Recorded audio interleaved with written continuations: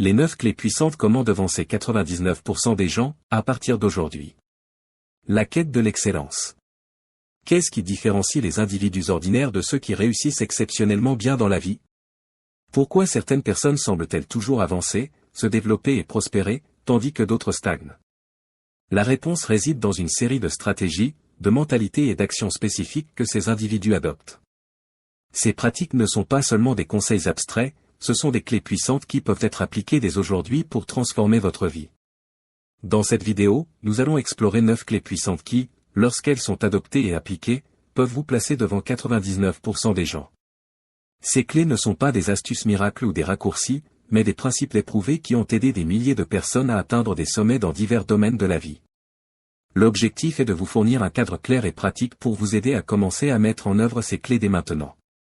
Clé 1, la maîtrise de soi. La maîtrise de soi est la fondation sur laquelle repose toute réussite. Sans une forte discipline personnelle, il est impossible de maintenir l'effort nécessaire pour atteindre des objectifs ambitieux. La maîtrise de soi ne consiste pas simplement à dire non aux tentations, c'est la capacité de s'engager fermement dans un plan d'action, même lorsque la motivation vacille. Les aspects de la maîtrise de soi. La gestion des impulsions, apprendre à différer la gratification immédiate pour des récompenses à long terme. La discipline quotidienne, l'importance de la routine et des habitudes positives dans le renforcement de la maîtrise de soi. L'auto-évaluation, mesurer régulièrement ses progrès pour s'assurer que l'on reste sur la bonne voie. Mise en pratique. Création de routines matinales, comment démarrer chaque journée avec des actions qui renforcent la maîtrise de soi. Techniques pour renforcer la discipline, exemples concrets comme le jeûne intermittent, la méditation ou la gestion du temps. Clé 2, l'acquisition continue de connaissances. Le monde évolue rapidement, et ceux qui réussissent sont ceux qui apprennent constamment. L'acquisition continue de connaissances est essentielle pour rester pertinent, adaptable et compétitif. Les personnes qui s'engagent à apprendre tous les jours sont celles qui finissent par devancer la majorité. Les aspects de l'acquisition de connaissances. La curiosité intellectuelle, comment cultiver une soif d'apprentissage perpétuel. L'apprentissage autodirigé, l'importance de ne pas compter uniquement sur les systèmes éducatifs traditionnels, mais de prendre en main son propre apprentissage. L'application des connaissances, savoir n'est pas suffisant, il faut savoir appliquer ce que l'on apprend pour en tirer des bénéfices réels. Mise en pratique. Planification d'un programme d'auto-apprentissage, comment organiser votre temps pour intégrer l'apprentissage quotidien. Utilisation des ressources disponibles, livres, cours en ligne, podcasts, et autres moyens pour acquérir des connaissances de manière efficace. Clé 3, la résilience mentale. La vie est pleine de défis, et la résilience mentale est ce qui sépare ceux qui abandonnent de ceux qui persévèrent. La résilience mentale est la capacité de se relever après des échecs, de gérer le stress et de continuer à avancer malgré les obstacles. Les aspects de la résilience mentale. La gestion du stress, technique pour rester calme et concentré sous pression. La transformation des échecs, comment voir les échecs non pas comme des fins, mais comme des opportunités d'apprentissage. L'optimisme réaliste, maintenir une attitude positive tout en restant ancré dans la réalité. Mise en pratique. Exercice de renforcement de la résilience, technique de méditation, visualisation, et reprogrammation mentale pour développer une force intérieure. Gestion des situations difficiles, stratégie pour faire face aux crises personnelles et professionnelles. Clé 4, la gestion du temps. Le temps est la ressource la plus précieuse que nous possédons. Ceux qui réussissent comprennent que bien gérer leur temps est essentiel pour maximiser leur productivité et atteindre leurs objectifs. Une gestion efficace du temps permet non seulement de faire plus de choses, mais aussi de se concentrer sur ce qui compte vraiment. Les aspects de la gestion du temps. Priorisation, identifier les tâches qui ont le plus d'impact et les faire en premier. Élimination des distractions, technique pour réduire les interruptions et rester concentré. Planification stratégique, comment organiser sa journée, sa semaine, et même son mois pour aligner ses actions avec ses objectifs à long terme. Mise en pratique. Création de listes de priorités, comment structurer vos tâches quotidiennes pour maximiser l'efficacité. Technique de productivité, utilisation de méthodes comme Pomodoro, GTD, Getting Things Done, ou la matrice d'Eisenhower pour mieux gérer votre temps. Clé 5, l'établissement de relations puissantes. Le succès ne se construit pas seul. Les relations que vous établissez avec les autres jouent un rôle crucial dans votre capacité à atteindre vos objectifs. Que ce soit des mentors, des partenaires, ou des amis, les bonnes relations peuvent ouvrir des portes, offrir du soutien, et vous pousser à vous dépasser. Les aspects des relations puissantes. Le réseau, l'importance de développer un réseau de personnes influentes et inspirantes. L'écoute active, savoir écouter les autres pour mieux comprendre leurs besoins et établir des relations solides. Le soutien mutuel, comment offrir et recevoir du soutien de manière équilibrée pour créer des relations gagnant-gagnant. Mise en pratique. Développement du réseau, stratégie pour élargir et entretenir un réseau de contacts utiles. Communication efficace, technique pour améliorer vos compétences en communication et renforcer vos relations interpersonnelles. Clé-ci, la prise de décisions éclairées. La qualité de vos décisions détermine la qualité de votre vie. Les personnes qui réussissent savent comment prendre des décisions éclairées, basées sur une réflexion approfondie et des informations pertinentes. Elles ne laissent pas le hasard guider leurs choix, mais s'appuient sur une stratégie claire. Les aspects de la prise de décision. La réflexion critique, savoir analyser les situations de manière objective et sans biais. L'intuition informée, comment utiliser votre intuition en combinaison avec des faits pour prendre des décisions rapides et efficaces. L'évaluation des risques, comprendre les implications de chaque décision et être prêt à en assumer les conséquences. Mise en pratique. Technique de prise de décision, utilisation de modèles comme la matrice SWOT, la méthode des 5 pourquoi, ou la grille de décision pour faciliter le processus décisionnel. Prise de décision en situation de stress, comment rester calme et faire les bons choix lorsque la pression est élevée. Clé 7, l'attitude proactive. Attendre que les choses se produisent est un luxe que ceux qui réussissent ne peuvent pas se permettre. L'attitude proactive consiste à prendre l'initiative, à anticiper les problèmes et à créer des opportunités plutôt que de simplement réagir aux circonstances. Les aspects de l'attitude proactive. La proactivité dans les actions quotidiennes, comment passer de la réaction à l'anticipation dans votre vie personnelle et professionnelle. La gestion des opportunités, saisir les opportunités avant qu'elles ne se présentent clairement. L'innovation personnelle, toujours chercher des moyens d'améliorer et d'innover dans ce que vous faites. Mise en pratique. Stratégie pour adopter une attitude proactive, comment vous entraîner à être plus proactif dans vos décisions quotidiennes. Création d'opportunités, technique pour voir et créer des opportunités là où les autres voient des obstacles. Clé 8, l'équilibre vie personnelle et professionnelle. Le succès ne signifie pas seulement réussir dans sa carrière, il s'agit aussi de maintenir un équilibre sain entre vie personnelle et professionnelle. Cet équilibre est crucial pour le bien-être général et la satisfaction à long terme.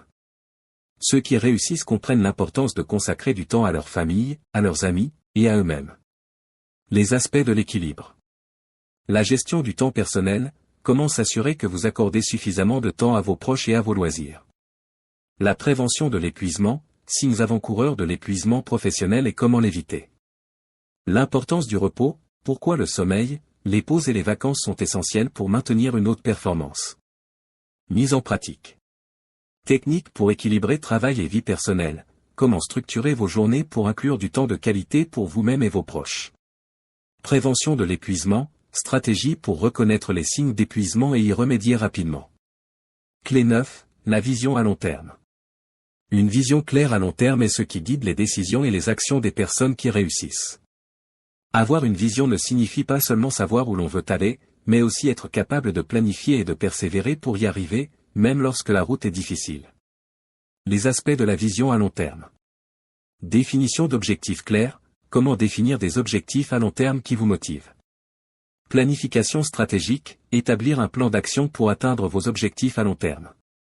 L'adaptabilité, savoir ajuster votre vision et vos plans en fonction des circonstances changeantes. Mise en pratique. Exercice de définition de vision, technique pour clarifier votre vision à long terme et la rendre motivante. Développement d'un plan à long terme, comment créer un plan étape par étape pour atteindre vos objectifs. Le pouvoir des mots. Les mots ont un pouvoir immense. Ils peuvent encourager, inspirer et élever, mais ils peuvent aussi détruire, décourager et saboter. Souvent, nous sous-estimons l'impact des mots que nous utilisons, surtout ceux que nous nous adressons à nous-mêmes. Pourtant, ce sont ces mots qui façonnent notre réalité, influencent notre état d'esprit et déterminent la qualité de notre vie. Mais qu'en est-il des mots que nous prononçons inconsciemment? Ceux qui surgissent dans notre esprit ou que nous répétons jour après jour? Ces mots peuvent devenir des prophéties autoréalisatrices, minant notre confiance, sabotant nos efforts et limitant notre potentiel. Le concept d'autodestruction par les mots est au cœur de cette vidéo, et nous allons explorer comment cette habitude insidieuse peut se manifester et, plus important encore, comment la surmonter. L'objectif de cette vidéo est de vous aider à prendre conscience de la manière dont vos mots influencent votre vie. Nous allons explorer les différentes façons dont nous utilisons les mots pour nous détruire, souvent sans même nous en rendre compte, et comment nous pouvons transformer ces mots pour construire une réalité plus positive et plus puissante. La nature de l'autodestruction verbale. L'autodestruction verbale prend ses racines dans plusieurs aspects de notre psyché. Cela peut commencer par des croyances limitantes que nous avons adoptées dans notre enfance, nourries par des expériences négatives, des critiques externes, ou même par l'influence de la société et des médias. Ces croyances se manifestent souvent à travers des mots négatifs que nous utilisons pour décrire notre capacité, notre valeur et nos opportunités. Exemple de croyances limitantes. Je ne suis pas assez intelligent. Je n'y arriverai jamais. Je ne mérite pas le succès. Ces phrases, lorsqu'elles sont répétées, deviennent des affirmations négatives qui programment notre esprit à accepter l'échec, la médiocrité et la frustration. Les mots sont des outils puissants qui peuvent soit construire, soit détruire.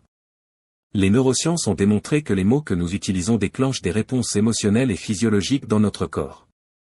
Dire ou entendre des mots négatifs peut provoquer une réaction de stress, tandis que des mots positifs peuvent générer des sentiments de bonheur et de bien-être. Impact des mots sur la santé mentale. Les mots négatifs augmentent la production de cortisol, l'hormone du stress. Les mots positifs augmentent la production de dopamine, l'hormone du bien-être. Les différents types d'autodestruction verbale. L'autocritique est saine jusqu'à un certain point, car elle nous permet de nous améliorer. Cependant, lorsqu'elle devient excessive, elle peut se transformer en une arme d'autodestruction. L'autocritique excessive nous pousse à nous juger sévèrement pour nos erreurs, à nous comparer constamment aux autres, et à minimiser nos réussites. Exemple. Je suis tellement stupide. Je n'aurais jamais dû faire ça. Je suis un échec. La victimisation est une autre forme d'autodestruction verbale. Elle consiste à se considérer constamment comme une victime des circonstances, des autres, ou de la vie en général. Cette attitude conduit à un sentiment d'impuissance et de désespoir, car elle nous empêche de prendre des responsabilités et de changer notre situation. Exemple. Pourquoi ça m'arrive toujours à moi? C'est toujours de ma faute. Je ne peux rien y faire. Les prophéties autoréalisatrices sont des déclarations que nous faisons qui finissent par se réaliser simplement parce que nous y croyons fermement. Lorsque nous nous disons constamment que nous allons échouer, que nous ne sommes pas capables, ou que nous n'avons pas de chance, nous finissons par agir de manière à confirmer ces croyances. Exemple. Je vais échouer à cet examen. Je ne trouverai jamais un bon emploi. Je vais toujours être seul. Les conséquences de l'autodestruction verbale. L'autodestruction verbale a un impact direct sur la confiance en soi. Les mots que nous utilisons pour nous parler influencent notre perception de nous-mêmes. Si nous nous parlons constamment de manière négative, nous commençons à croire que nous ne sommes pas dignes de respect, d'amour ou de succès. Conséquences. Baisse de l'estime de soi. Sentiment d'impuissance. Peur de prendre des risques. Les mots négatifs peuvent saboter nos chances de réussite en créant des blocages mentaux. Lorsque nous croyons que nous allons échouer, nous ne mettons pas tout en œuvre pour réussir. Nos efforts deviennent moins intenses, notre persévérance faiblit, et nous finissons par abandonner avant même d'avoir réellement essayé. Conséquences. Abandon prématuré des projets. Perte d'opportunités. Résultats médiocres. L'autodestruction verbale ne se limite pas à soi-même, elle affecte également nos relations avec les autres. Les personnes qui se parlent de manière négative sont souvent perçues comme étant pessimistes, peu confiantes, voire désagréables, ce qui peut éloigner les autres. Conséquences. Isolement social. Difficulté à établir des relations positives. Conflits et malentendus. Identifier et comprendre vos schémas verbaux. Le premier pas pour surmonter l'autodestruction par les mots est de prendre conscience des mots que vous utilisez au quotidien. Il est important de commencer à observer votre dialogue intérieur et de noter chaque fois que vous vous parlez de manière négative ou limitante. Exercice. Tenez un journal pendant une semaine et notez chaque pensée ou phrase négative que vous vous dites. Derrière chaque mot négatif se cache une croyance limitante. Une fois que vous avez identifié vos schémas verbaux négatifs, il est essentiel d'analyser les croyances sous-jacentes qui les alimentent. Pourquoi croyez-vous que vous n'êtes pas capable? D'où viennent ces croyances? Sont-elles fondées? Exercice. Prenez chaque phrase négative et demandez-vous, pourquoi est-ce que je pense cela? Est-ce vraiment vrai? Certaines situations ou personnes peuvent déclencher des schémas verbaux négatifs. Il est crucial de comprendre ces déclencheurs pour pouvoir les éviter ou y réagir de manière plus positive. Exercice. Identifiez les situations qui vous poussent à vous parler de manière négative et notez-les. Transformez vos mots pour transformer votre vie. Une fois que vous avez identifié vos schémas verbaux négatifs, l'étape suivante consiste à les remplacer par des mots positifs. Cela ne signifie pas ignorer les problèmes ou les défis, mais plutôt adopter une perspective constructive qui vous encourage à avancer. Exemple. Remplacez « je suis stupide » par « je suis en train d'apprendre ». Remplacez « je vais échouer » par « je vais faire de mon mieux ». Les affirmations sont des phrases positives que vous vous répétez régulièrement pour reprogrammer votre esprit. En répétant des affirmations positives, vous pouvez progressivement remplacer les croyances limitantes par des croyances qui vous soutiennent. Exemple. Je suis capable de réussir. Je mérite d'être heureux. Je suis en contrôle de ma vie. La gratitude est un antidote puissant contre l'autodestruction verbale. En pratiquant la gratitude, vous vous concentrez sur ce qui va bien dans votre vie, ce qui réduit l'impact des pensées négatives. Exercice. Chaque jour, exprimez verbalement 3 choses pour lesquelles vous êtes reconnaissant. Renforcez votre mentalité et vos habitudes verbales.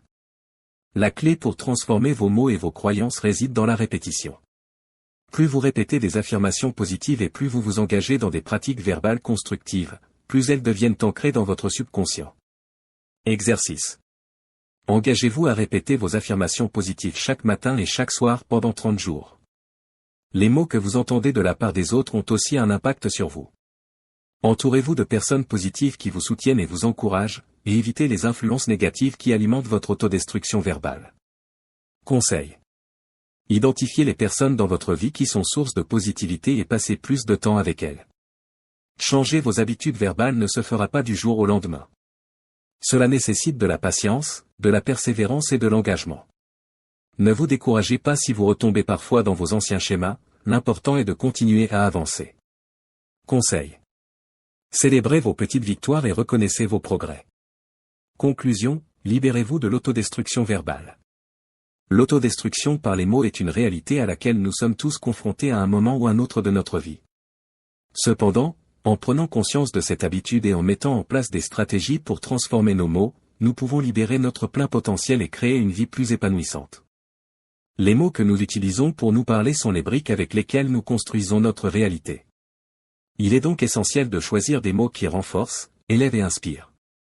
Chaque jour est une nouvelle opportunité de réécrire votre histoire, de choisir des mots qui vous poussent vers l'avant plutôt que de vous retenir. Alors, êtes-vous prêt à briser le cycle de l'autodestruction verbale et à adopter un langage qui soutient votre croissance et votre succès?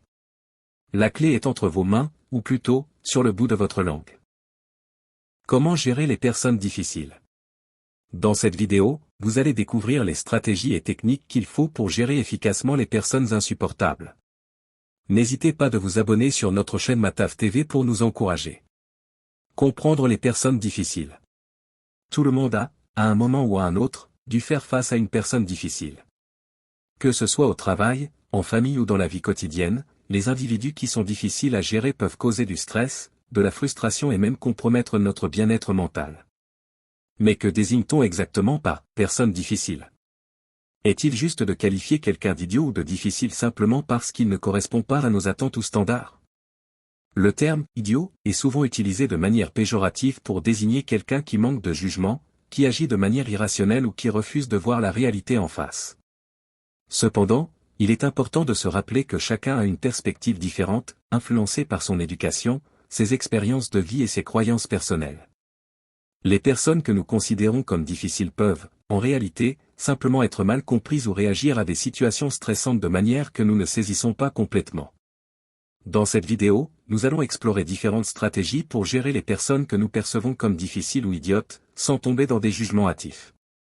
Nous allons examiner les raisons pour lesquelles ces individus agissent de manière difficile, et comment nous pouvons adapter notre approche pour réduire le conflit, améliorer la communication et maintenir notre propre équilibre émotionnel. Identifier les types de personnes difficiles. Comprendre les différentes personnalités difficiles est la première étape pour savoir comment les gérer efficacement. Voici quelques profils courants. 1. Le négatif chronique. Cette personne voit toujours le verre à moitié vide, critique constamment et trouve des problèmes à chaque solution. Leur attitude pessimiste peut être démoralisante pour ceux qui les entourent. 2. Le manipulateur. Les manipulateurs utilisent des tactiques subtiles pour contrôler les situations et les gens à leur avantage. Ils peuvent faire appel à la culpabilité, la flatterie ou même des mensonges pour obtenir ce qu'ils veulent. 3. Le confrontationnel. Ce type de personne aime les conflits et semble prospérer dans les situations de confrontation. Ils peuvent être agressifs, hostiles et difficiles à raisonner. 4. Le victime. La personne qui joue la victime ne prend jamais de responsabilité pour ses actions et blâme toujours les autres pour ses problèmes. Cela peut créer une dynamique épuisante où vous vous sentez constamment obligé de résoudre leurs problèmes. 5. Le passif-agressif. Ce type de personne exprime son mécontentement ou son opposition de manière indirecte, par exemple en faisant des remarques sarcastiques ou en retardant intentionnellement des tâches importantes.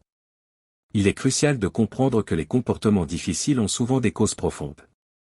Ces individus peuvent avoir des mécanismes de défense développés en réponse à des traumatismes passés, des insécurités, ou un manque de compétences en communication. Par exemple, une personne négative peut avoir été déçue à maintes reprises, ce qui l'a rendu cynique. Un manipulateur peut avoir appris que manipuler les autres est le seul moyen de contrôler une situation dans laquelle il se sent impuissant. Parfois, ce que nous percevons comme de la difficulté n'est qu'une incompatibilité de personnalité. Il est essentiel de faire la distinction entre une personne réellement difficile et quelqu'un avec qui nous avons simplement du mal à nous entendre en raison de différences de style de communication ou de valeurs. Gérer les interactions avec les personnes difficiles. La gestion des personnes difficiles commence par la gestion de soi-même. Il est facile de se laisser emporter par l'émotion lors d'une interaction tendue, mais cela ne fait souvent qu'exacerber la situation. Conseil pour maintenir son calme. Respiration profonde. Prendre quelques respirations profondes peut aider à calmer le système nerveux et à réduire l'impulsivité. Prendre du recul. Avant de répondre, prenez un moment pour évaluer la situation objectivement. Demandez-vous si cela vaut vraiment la peine de s'énerver.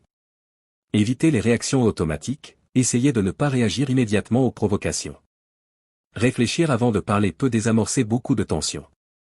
Communiquer efficacement avec des personnes difficiles est essentiel pour éviter les conflits inutiles. Cela implique d'adopter une approche stratégique, en adaptant votre style de communication à la personne en face de vous. Stratégie de communication. Écoute active, montrez que vous écoutez vraiment ce que l'autre dit, même si vous n'êtes pas d'accord.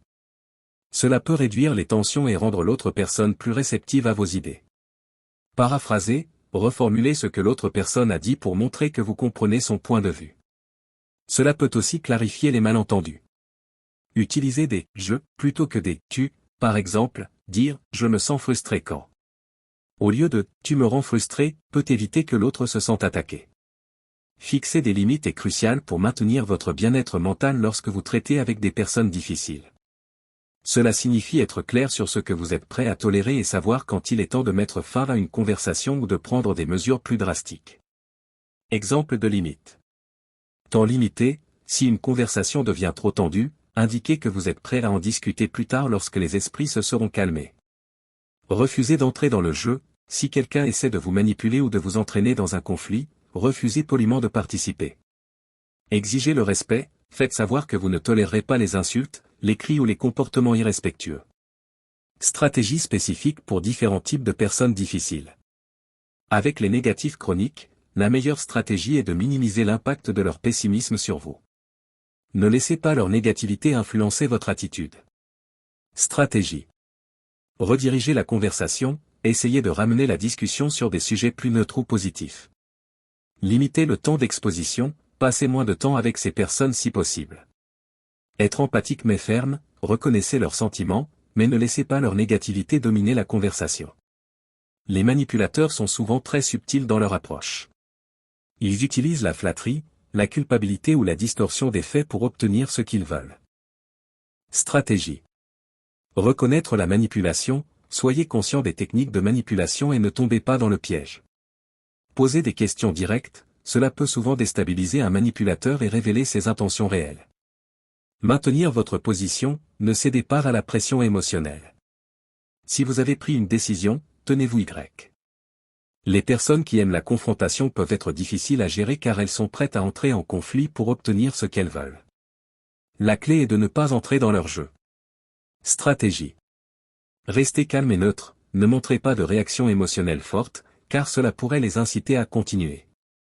Utilisez des faits plutôt que des opinions, restez factuel et évitez de tomber dans des arguments émotionnels. Offrir des options, proposer des solutions alternatives pour résoudre le conflit, montrant que vous êtes prêt à négocier. Les personnes qui jouent la victime peuvent drainer votre énergie en vous demandant constamment de l'aide ou de la sympathie. Il est important de ne pas tomber dans le piège de toujours les secourir. Stratégie. Encouragez l'autonomie, au lieu de résoudre leurs problèmes, encouragez-les à trouver des solutions par eux-mêmes. Fixez des limites émotionnelles, soyez empathique, mais ne laissez pas leurs problèmes devenir les vôtres. Restez positif, essayez de réorienter leur attention vers des aspects positifs ou des solutions pratiques. Les passifs agressifs sont souvent difficiles à cerner car leur agressivité est cachée derrière des comportements indirects. Stratégie. Confrontez le comportement subtilement, posez des questions pour clarifier ce qu'ils veulent vraiment dire. Ne pas réagir émotionnellement, ne laissez pas leur comportement vous affecter émotionnellement. Encouragez la communication directe, faites-leur savoir que vous préférez une communication honnête et directe. Technique de développement personnel pour gérer les personnes difficiles. L'intelligence émotionnelle est la capacité de reconnaître, comprendre et gérer ses propres émotions, ainsi que celles des autres. Elle est essentielle pour gérer les interactions difficiles. Comment la développer? Pratiquez l'empathie, essayez de comprendre les sentiments et les motivations des autres, même si vous ne les approuvez pas. Contrôlez vos émotions, apprenez à reconnaître vos déclencheurs émotionnels et à répondre de manière réfléchie plutôt que réactive. Améliorez votre conscience de soi, soyez conscient de vos propres émotions et de la façon dont elles influencent votre comportement. La patience est une vertu lorsqu'il s'agit de gérer des personnes difficiles. Les réactions impulsives ne font souvent qu'aggraver la situation. Technique pour cultiver la patience. Pratiquez la méditation peut vous aider à rester calme et centré, même dans des situations stressantes. Prenez du recul, si vous vous sentez frustré, éloignez-vous de la situation pour reprendre vos esprits avant de réagir. Respirez profondément, une respiration lente et profonde peut vous aider à calmer votre esprit et à réduire l'impulsivité. La gestion des conflits est une compétence cruciale dans la gestion des personnes difficiles. Apprendre à résoudre les conflits de manière efficace peut transformer des situations tendues en opportunités de croissance. Technique de résolution de conflits. Recherchez des solutions gagnant-gagnant, essayez de trouver des solutions qui satisfont les deux parties plutôt que de chercher à gagner le conflit. Soyez prêt à faire des compromis, parfois, faire des compromis est nécessaire pour avancer. Restez ouvert au dialogue, ne fermez pas la porte à la communication, même si la situation est difficile. Comment protéger votre bien-être mental et émotionnel, 700 mots. Gérer des personnes difficiles peut être émotionnellement épuisant. Il est donc essentiel de prendre soin de soi pour éviter le burn-out. Conseil pour l'auto-soin. Établir des routines de détente, prenez du temps pour des activités qui vous détendent et vous ressourcent, comme la lecture, le sport ou la méditation. Parlez à quelqu'un de confiance, avoir un ami ou un conseiller à qui parler peut vous aider à mettre les choses en perspective. Prendre des pauses, si vous êtes confronté à une situation particulièrement stressante, prenez des pauses pour éviter d'être submergé. Il est important de fixer des limites claires pour protéger votre bien-être mental et émotionnel. Ne laissez pas les autres empiéter sur votre espace personnel ou émotionnel. Exemple de limite. Temps personnel, assurez-vous de réserver du temps pour vous-même, même si d'autres personnes demandent constamment votre attention. Refus poli mais ferme, apprenez à dire non sans culpabilité lorsque quelqu'un dépasse vos limites. Respect de soi, insistez pour être traité avec respect en toutes circonstances. Le détachement émotionnel ne signifie pas que vous ne vous souciez pas des autres, mais plutôt que vous ne laissez pas leur comportement négatif vous affecter profondément. Comment pratiquer le détachement émotionnel? Ne pas prendre les choses personnellement, rappelez-vous que le comportement difficile de quelqu'un reflète ses propres problèmes, pas les vôtres. Visualisez une barrière émotionnelle, imaginez une barrière protectrice autour de vous qui empêche les émotions négatives des autres de vous atteindre. Réorientez votre énergie, concentrez-vous sur les aspects positifs de votre vie et les relations qui vous apportent de la joie et de la satisfaction. Devenir un maître de la gestion des personnes difficiles. Gérer les personnes difficiles est un défi que nous devons tous relever à un moment ou à un autre. Cependant, avec les bonnes stratégies et une approche équilibrée, il est possible de minimiser l'impact de ces interactions sur notre bien-être mental et émotionnel. En développant votre intelligence émotionnelle, en apprenant à fixer des limites claires, et en pratiquant des techniques de communication efficaces, vous pouvez transformer des situations tendues en opportunités de croissance personnelle. Le plus important est de rester centré sur votre propre bien-être et de ne pas laisser les comportements difficiles des autres vous définir ou vous affecter. Enfin, rappelez-vous que chaque interaction difficile est une chance d'apprendre quelque chose de nouveau sur vous-même et sur la nature humaine. En adoptant une perspective d'apprentissage et en maintenant une attitude positive, vous pouvez non seulement gérer les personnes difficiles plus efficacement, mais aussi renforcer votre propre résilience émotionnelle.